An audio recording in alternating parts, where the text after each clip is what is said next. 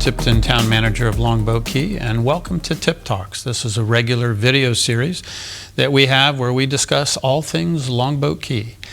Joining me today is Allen Parsons. He's our Director for Planning, Zoning, and Building.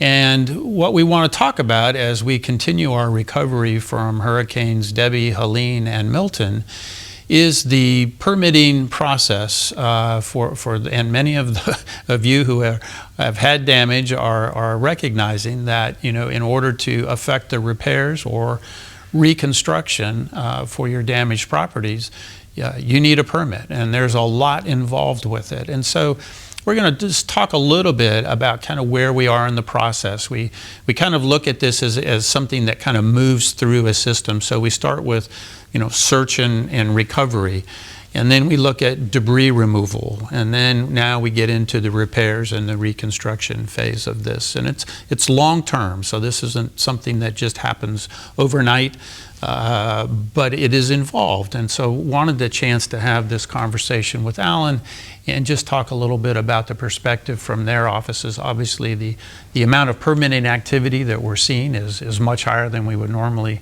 see. We're adding additional resources to help deal with that, but trying to put that storm recovery activity ahead of other permits that we're getting, just so we can get people back into their houses and try to return to life as normal as quickly as we can. So first, welcome, and let me say thank you to you and your team for all of the extra hours and days and weekends and holidays that you all have been putting in to try and keep up with the crush of the load that's on you now. So. No, thank you. I appreciate that. Yeah, so let's talk a little bit about kind of where we are, and there's a couple of different maybe segments to this. One is the things that we need to do to help residents work with their insurance companies or work with FEMA. There are certain damage assessment letters that need to go out. So let's start with that process. Yeah, no, thank you very much for having me. Maybe to kind of back up following those storms, really the back-to-back Helene and Milton storms, our first response after that was to get out immediately after both of those storms and do damage assessments. We started with what's called a windshield assessment survey, and then following that, we, over the course of probably about a month and a half, did what are called substantial damage estimates. So that's a much more detailed look at each one of the properties that were initially identified. We got out to about 3,000 properties and units throughout the town. We had about 1,500 that were damaged to some noticeable extent from the outside, and then about 70 or so that were clearly damaged significantly. Some, you know, that we're all aware of that were damaged, you know, completely destroyed, right. So for those properties that are damaged beyond 50% of their assessed value, we are providing kind of even an additional level of documentation, which goes to support grant funding that is available to help folks that are damaged beyond 50% of their assessed value, and with their insurance companies. So kind of 3 levels of damage assessment that have been done to support that. Ultimately, for the properties that are damaged at that kind of important number of 50% of the assessed value, those properties are getting documentation from the town that is required really for grant funding and to help out with insurance. So. And so we're sending those letters out now, and if you haven't received one and you need one to deal with your insurance company, please contact our building department so we can provide you one. So that piece is part of it, and is in terms of meeting that 50% threshold if they've had that kind of damage. They need that FEMA information as part of their permit application as well, correct? That is correct. We, in the town, participate in something called the National Flood Insurance Program. It's pretty much the only game in town, as I understand it, for providing flood insurance. So the federal government does that. In order to be able to provide that to residents and property owners here in the town has to do a whole bunch of things. On the permitting side, what we have to do is ensure that if there's damage, that damage is it's carefully monitored such that it cannot exceed 50% of the assessed value, or the federal government is going to require that those properties be elevated essentially to reduce the amount of damage in the future. So yes, that 50% value is important.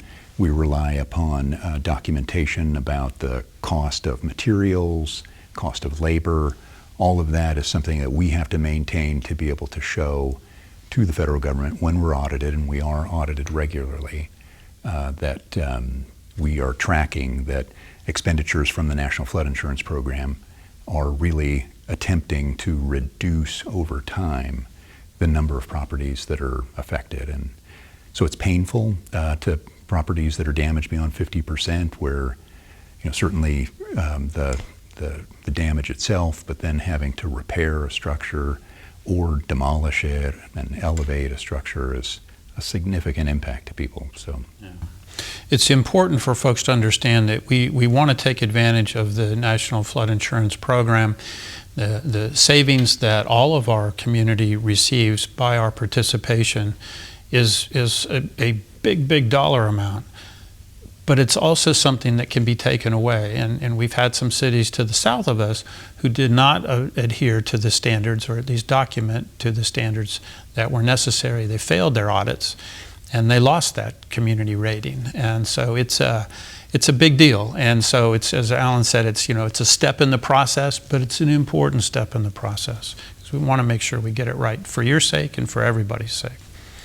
So then so they've got the documentation, they have an idea of what they're looking to do, and so now they've submitted the permit, and the permitting process, the first step in that is kind of to have the plans reviewed. Is that right? That is right. That's the first step. Yeah, and how, in terms of plan review time, it'd be great if we had 50 of them right now, correct? 50 plans reviewers, or 50 permits, absolutely, yeah. And 50 plans reviewers, both. Yeah. It'd be great if for a one-to-one kind of yes. relationship. Plans reviewers right now, because all the coastal communities and everybody that's had damage from these storms, plans reviewers are in high demand. It's like trying to find a unicorn sometimes. We've been able to augment our staff with some outside assistance. We've had some good assistance from the state as well. We have. And so what can folks expect as they are submitting their permits in terms of communication or turnaround times? What can you give them in terms of kind of an expectation? Yeah, great question. I would say, the important thing is to work with your contractor so that your contractor is clear on what will make a complete submission to the town. So a complete submission means that you have your application materials filled out, you have the FEMA packet that accompanies that documents your costs associated with your permit, and the application is complete and comprehensive. Sometimes we'll get information where between the materials, things don't necessarily match, and so that's important as we approve things for auditing purposes, that all of the information is consistent on the plans and what's being presented in terms of the costs, et cetera. So work with your contractor to make sure that they know what the requirements are here in the town.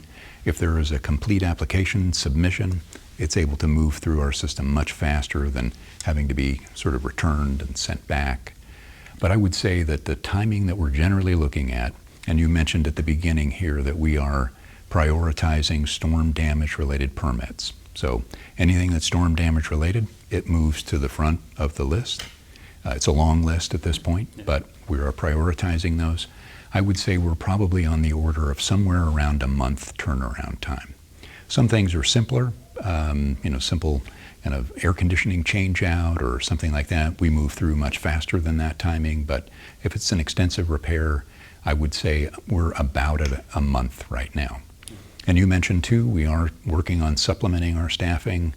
We have had additional help from the Florida Division of Emergency Management. We're working with private provider contractors that work for the town, And we're trying to increase even beyond that so that we have multiple plans examiners that are taking this onslaught of permits through the system.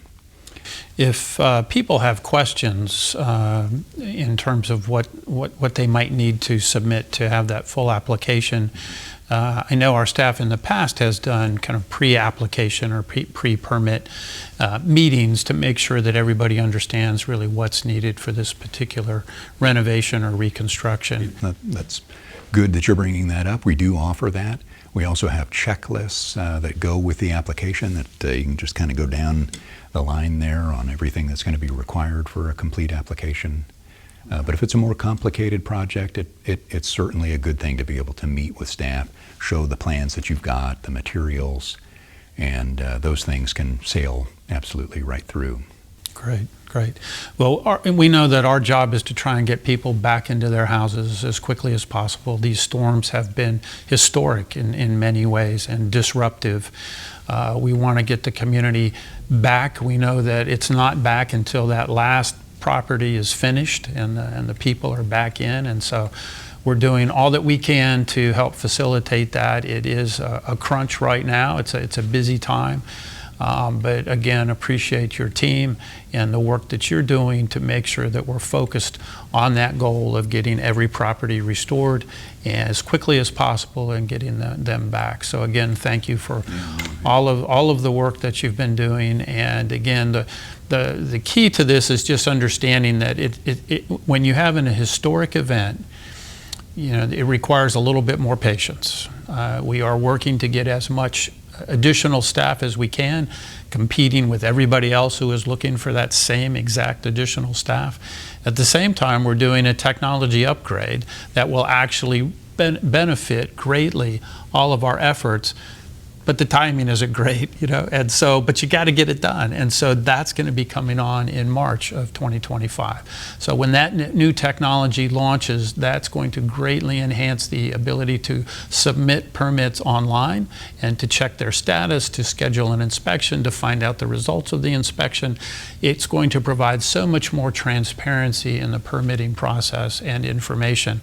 Everyone will benefit, but the timing of it is just one of those things. We've got to get to it. And so in addition to the crush of permitting activity, we're also trying to implement this new system, and it's important for us to do both, and we're going to do both, and we're going to do it well. So Alan, thanks so much for your time today. I appreciate it. Thank you.